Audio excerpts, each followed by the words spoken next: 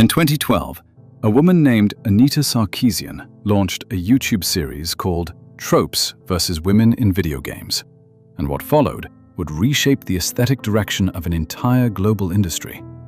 She took an academic feminist framework, this idea that media representation shapes how society treats women, and she aimed it squarely at video games, at how female characters were designed and depicted. And she argued the medium was drowning in lazy, sexist tropes. Damsels in distress, women as decoration, women as reward. And her argument landed, not with gamers necessarily, but with the people who run the industry. Bungie brought her in to talk about writing better female characters. Neil Druckmann at Naughty Dog said she directly shaped how he approached Uncharted 4. Arcane's Harvey Smith consulted with her and reworked the women in Dishonored from the DLC onward. She won the Ambassador Award at GDC in 2014. Time put her on the 100 Most Influential People list in 2015. And just last year, at a developer conference, she summed the whole thing up in 2 words. She said, "We won." And she's right. They did win. And you can see what that victory looks like every time you boot up a Western AAA game. Aloy between Horizon installments, Kay Vess versus her actual face model, Mary Jane between Spider-Man 1 and 2, Joanna Dark's reboot, Abby in The Last of Us Part 2, the Fable reboot protagonist, Ciri in The Witcher 4 versus how she appeared in Witcher 3, Naughty Dog's upcoming Intergalactic with its deliberately defeminized lead, and then Concord, where they stopped pretending it was about women at all and flattened the entire roster, male and female alike, into an androgynous institutional median that nobody wanted to inhabit. Game after game after game, the methodology identical. Studio scans a beautiful actress, captures her likeness, opens the engine, and degrades it. Guerrilla said Aloy's original face looked like she'd cry if she chipped a nail, so they coarsened her. They looked at femininity and diagnosed weakness. They looked at beauty and perceived fragility. That's not a progressive insight. That's a deeply conservative anxiety about human aspiration wearing a progressive mask. And it started with women. Microsoft publishing frameworks to audit female body proportions while leaving male power fantasies untouched. But Concord showed the endgame. They came for everyone, stripped masculinity and femininity alike until nothing aspirational remained and nobody wanted to play it. That's what victory looks like. And you've got to ask yourself how we got here. How did this particular framework achieve total institutional adoption across a global creative industry in barely a decade? And the honest answer, the one that's painful for our side to admit, is that we handed it to them. Gamergate in 2014 was the inflection point. The harassment was abhorrent. The death threats were inexcusable. And we had the numbers. We've always had the numbers. But instead of organizing that majority into something coherent, we let the angriest voices become the face of the pushback. And the people on the other side are not amateurs. They are extraordinarily politically skilled. They speak the language of institutional democracy fluently. More on this later. They know how to weaponize a moment.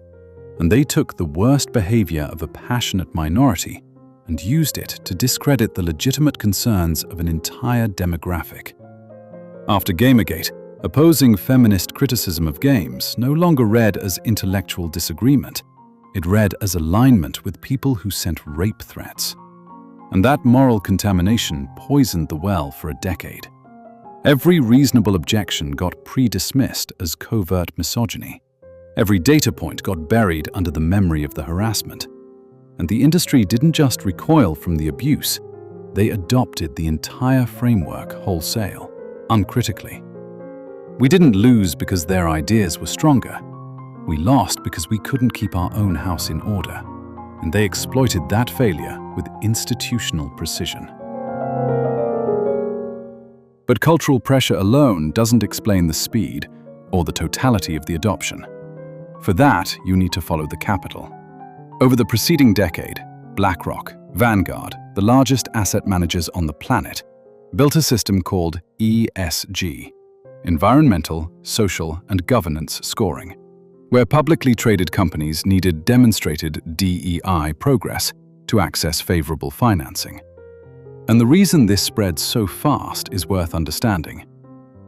ESG products carry higher management fees than standard index funds, so every dollar pushed into ESG generated more revenue for the asset managers promoting it.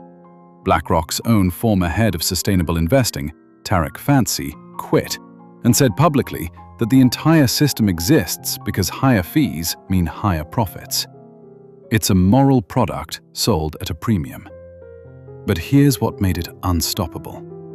BlackRock's CEO, Larry Fink, wasn't just chasing fees. He genuinely believed in it.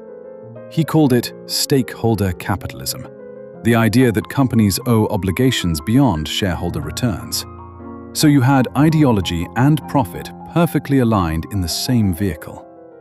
And that's the most dangerous combination in any economic system.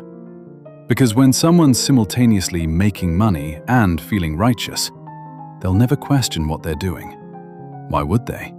The market's rewarding their conscience. And during the low interest rate era from roughly 2015 to 2022, this capital was everywhere. ESG scores demanded diversity compliance. Compliance demanded documentation. Documentation meant hiring firms like Sweet Baby Inc., creating DEI departments, implementing character design review frameworks. And a staggering number of these companies weren't engaging consultants because they cared about representation. They were checking a box on a financing application. They were performing conviction they didn't possess to access capital they couldn't get otherwise. And if that doesn't make you at least a little angry, then I don't know what to tell you. Because BlackRock itself reversed course on DEI in early 2025. Fink said in 2023 he was ashamed the term got politicized and stopped using it. His own former sustainable investing chief called ESG a dangerous placebo that harms the public interest. The people who built this machine have already walked away from it. But the machine's still running, still chewing through studios, still disfiguring characters, still producing Convergence on autopilot. The architects left, and nobody turned it off. And the financial architecture was reinforced by the staffing pipeline itself. Game studios, and particularly games media, recruited from the same academic institutions that generated the feminist framework. And those institutions had undergone their own quiet transformation. And look, to understand why, I've got to take us all the way back to the Cold War, which is before most of us millennials were even born. So I want to be transparent that I'm working from what I've read, not what I've lived. Back in the 1960s, a philosopher named Herbert Marcuse, Frankfurt School, argued that the Western working class had been pacified by consumer capitalism and would never revolt the way Marx predicted. So he proposed a replacement: marginalized identity groups, racial minorities, women, sexual minorities. These would become the new revolutionary agents instead of the proletariat. And that idea, class struggle reframed as identity struggle, spread through the humanities for decades. But it was still competing with traditional economic Marxism as long as the Soviet Union existed. And then the Berlin Wall fell in 1989, and the competition ended overnight. Economic Marxism was discredited by observable reality, and the identity-based framework became the only viable progressive intellectual project left standing. And the timing isn't a coincidence. Kimberly Crenshaw coined intersectionality in 1989.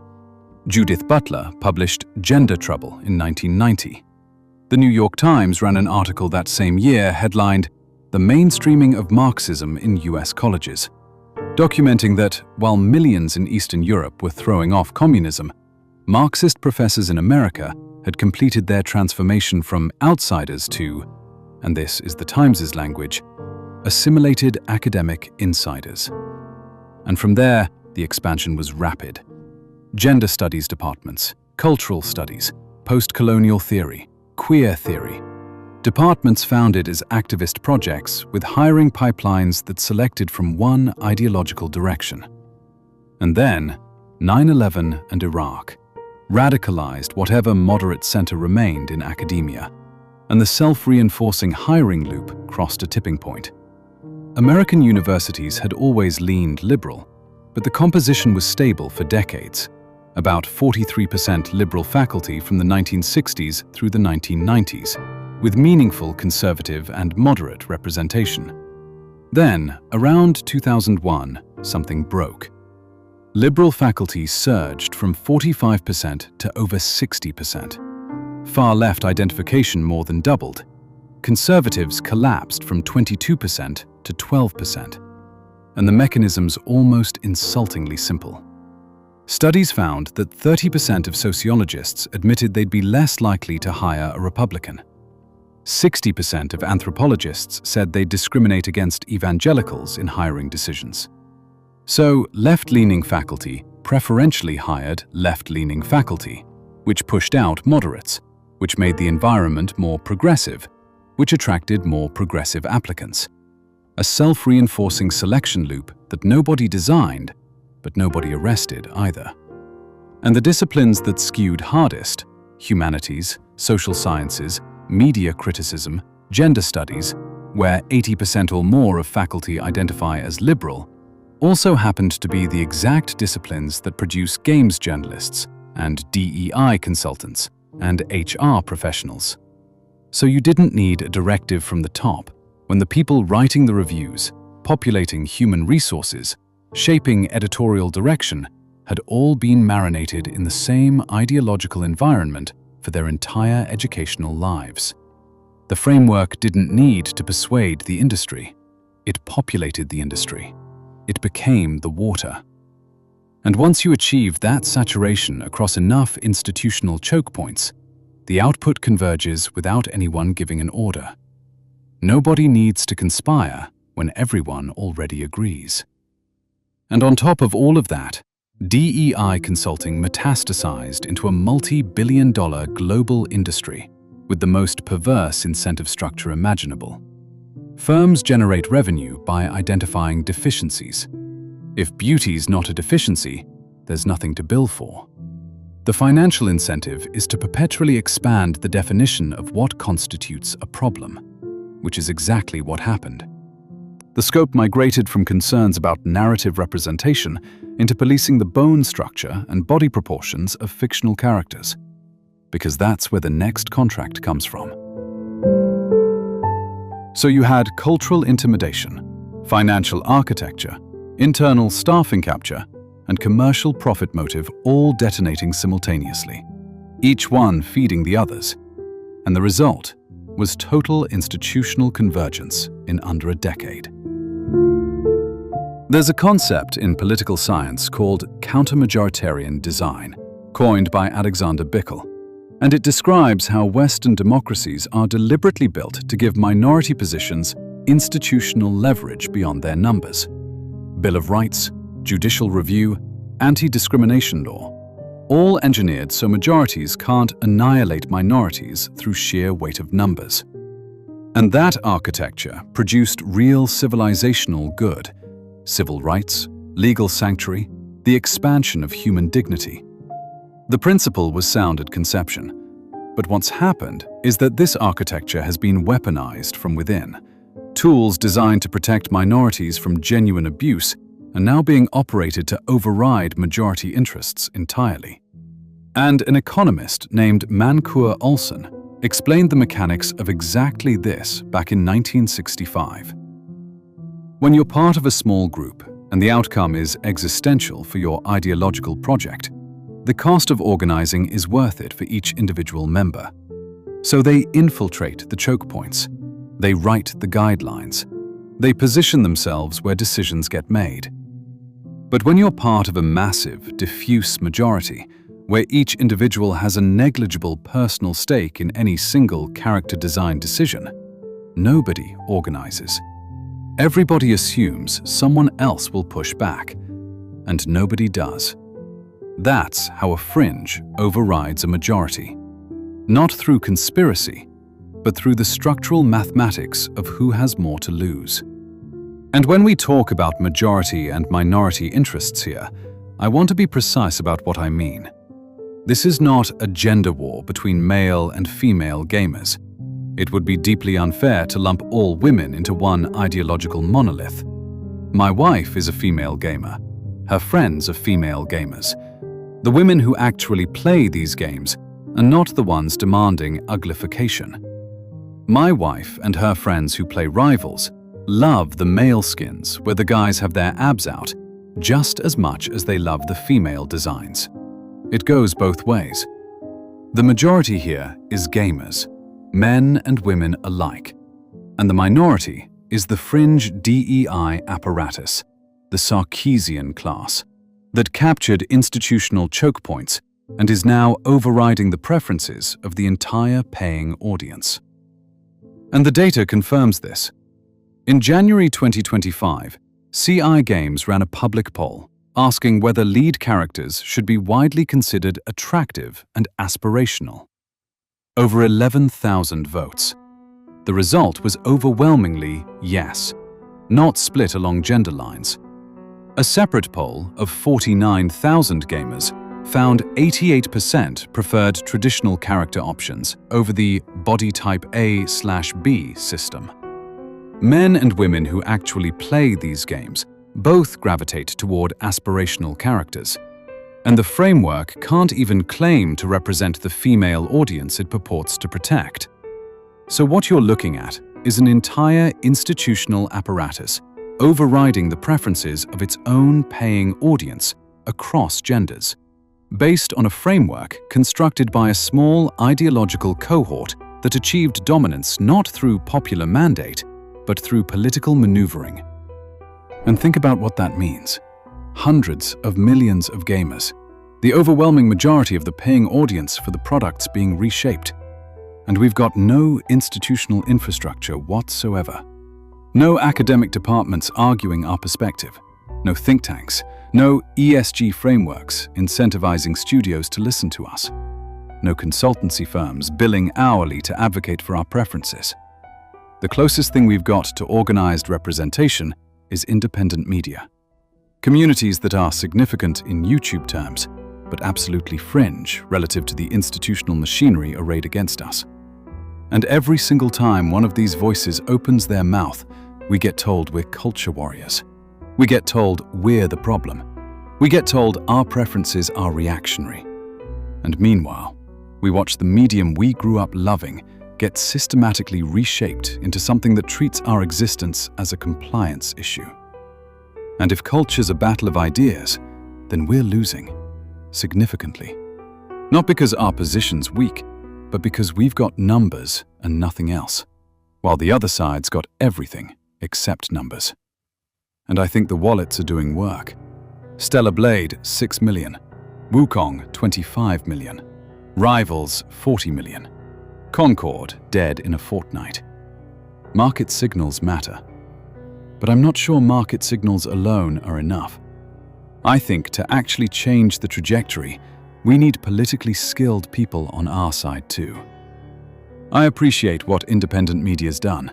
Creators like Asmongold or Endymion, pushing back on narratives the institutional press won't touch. But maybe on top of that, we need people who can operate the same institutional levers, who can speak the same political language, who can build the kind of infrastructure that turns a diffuse majority into an organized one. Because right now, we're winning skirmishes while they control the terrain. And here's the trap. And this is what I meant earlier about speaking the language of institutional democracy fluently. They learned to operate the moral vocabulary of inclusion, not to protect the vulnerable, but to shield the capture.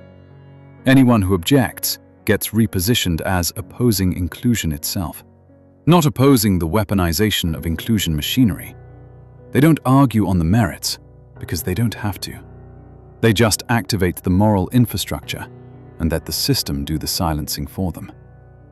And that conflation's nearly impossible to break, because the moment you try, you sound like the thing they're accusing you of being, which is precisely why it works.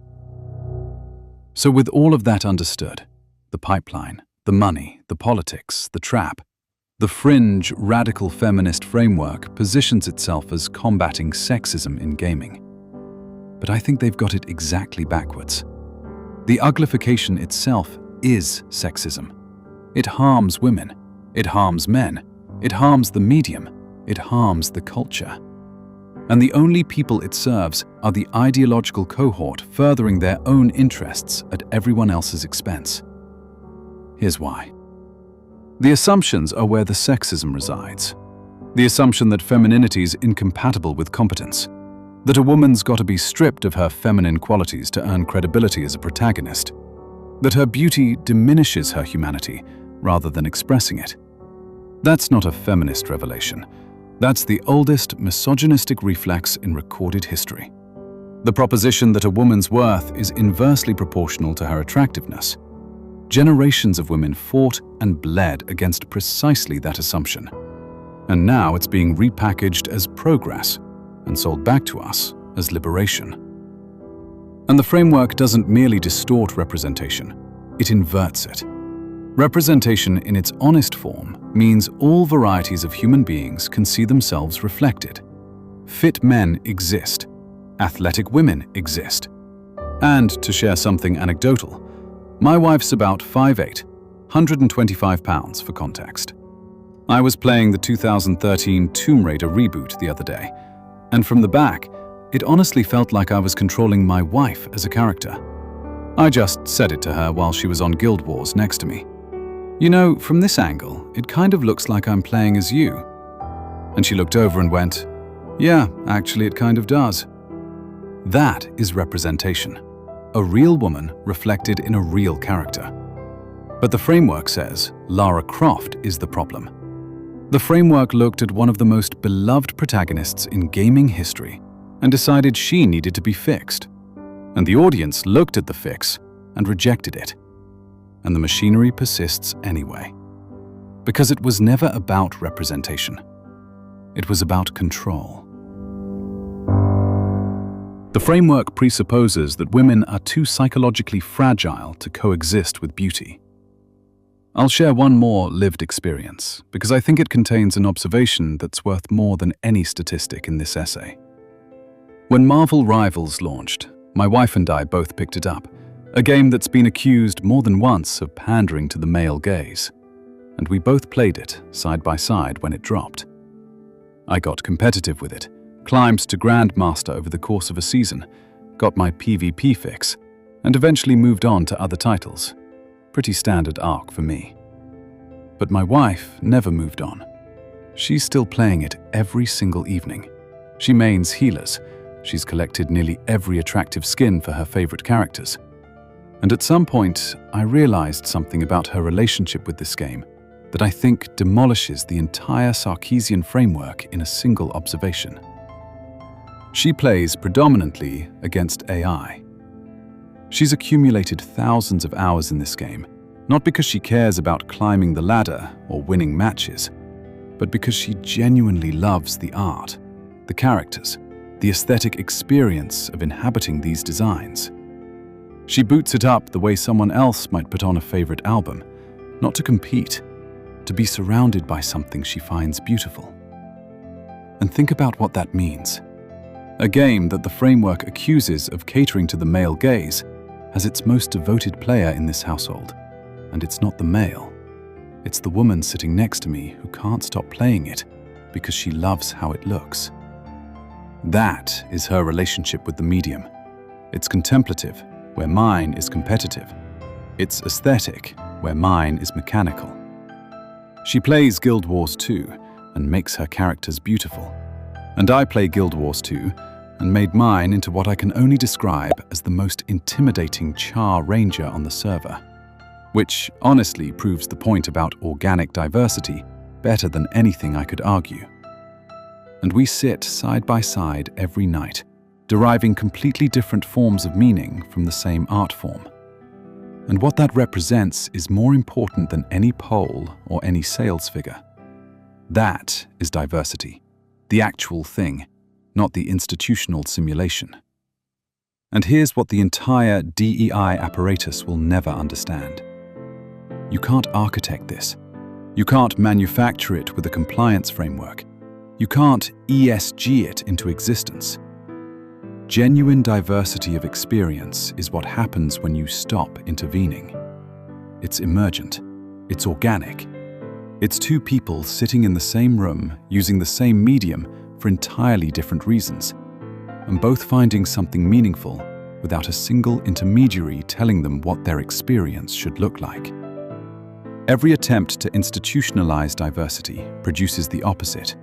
It produces convergence, uniformity, a single approved aesthetic enforced across an entire industry. The consultancy version of diversity is to diversity what a plastic flower is to a garden. It looks like the thing from a distance, but it doesn't grow. It doesn't adapt. It doesn't respond to sunlight. It just sits there, performing the shape of something alive. And my wife and I, sitting side by side every night, each inhabiting completely different relationships with the same art form. That's the sunlight version. That's what it actually looks like when nobody's managing the outcome. The presumption that we needed protection from our own aesthetic preferences, that's condescension so deep it's become invisible to the people practicing it. The old patriarchy pronounced women too delicate for the professional sphere. The new iteration pronounces them too delicate for a character selection screen. The architecture of contempt's identical. They just updated the vocabulary. Some players genuinely prefer body-positive designs. Some want LGBT representation. Some gravitate toward the conventionally attractive. Some want something alien and strange. All of those preferences are legitimate, every single one. A healthy industry serves all of them simultaneously. The problem is that the current apparatus doesn't permit coexistence. It demands convergence.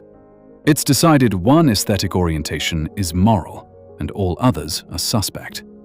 When a studio serves the majority preference, the press writes a concerned article. When a studio serves the institutional preference and fails catastrophically, the framework never reconsiders. It blames the audience for being insufficiently evolved. Richmond Lee said publicly, "It's extraordinarily difficult to pitch beautiful female characters in Western studios without them being diminished." Behind him stand hundreds of artists who won't speak because the cost's too high. And a system that can't accommodate dissent, can't learn from failure, and suppresses the creative instincts of its own artists in the name of liberation isn't a progressive movement. It's an orthodoxy.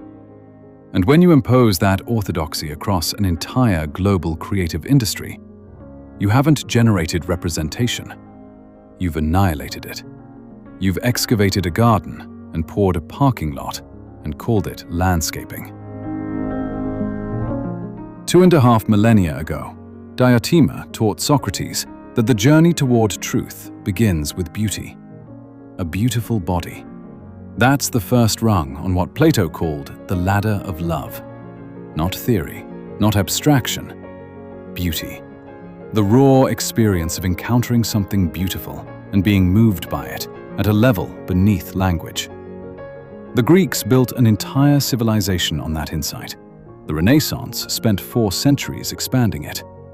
Every cathedral ever raised is an argument for it. Islamic art chased it through mathematical perfection. Chinese landscape painting found it in the harmony between human consciousness and the natural world. And 20 years ago, a philosopher named Arthur Danto watched the 20th century try to kill it. He wrote a book called The Abuse of Beauty, and traced how beauty went from being the supreme purpose of art to being classified as, his exact words, a serious aesthetic crime. An avant-garde decided beauty was bourgeois, was complicit, was naive, and waged war on it across every creative discipline they could reach. And his warning was simple. You can make art without beauty, but you can't build a culture worth living in without it. Strip beauty out, and the culture doesn't get more honest, it gets smaller. And that is exactly what's happening in gaming right now. The same war, the same arguments, the same institutional machinery, in the one medium that should have been immune. Because video games are the only art form where you don't observe beauty, you inhabit it. You step inside someone else's imagination and exist there. And that makes this the medium where beauty matters most, and where tearing it out wounds deepest. And the Sarkeesians and the consultancy firms and the framework architects think they're expanding what games can be, but they've got it exactly backwards. They're taking a medium with limitless potential and stuffing it into a box the size of a Twitter thread, and calling anyone who doesn't fit inside that box a bigot. That's not progress. That's the smallest possible vision for the most expansive art form ever created. The way forward isn't convergence, it's divergence. A developer in Seoul and a developer in Shanghai, and a developer in Warsaw and a developer in Montreal, all making radically different things for radically different people, and none of them apologizing. A million visions, not one. Every aesthetic and every impulse given room to breathe.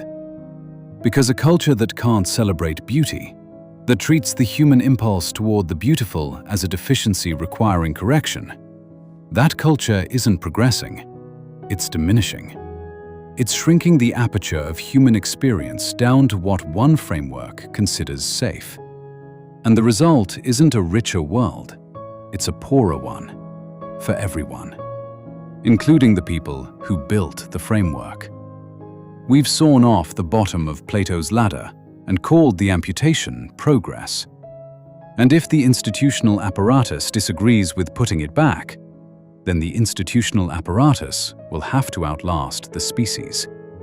Because this impulse is older than their framework, older than their departments, older than their theory. It's as old as the first human being who looked at something beautiful and felt something they couldn't name and knew, without anyone having to tell them that it mattered.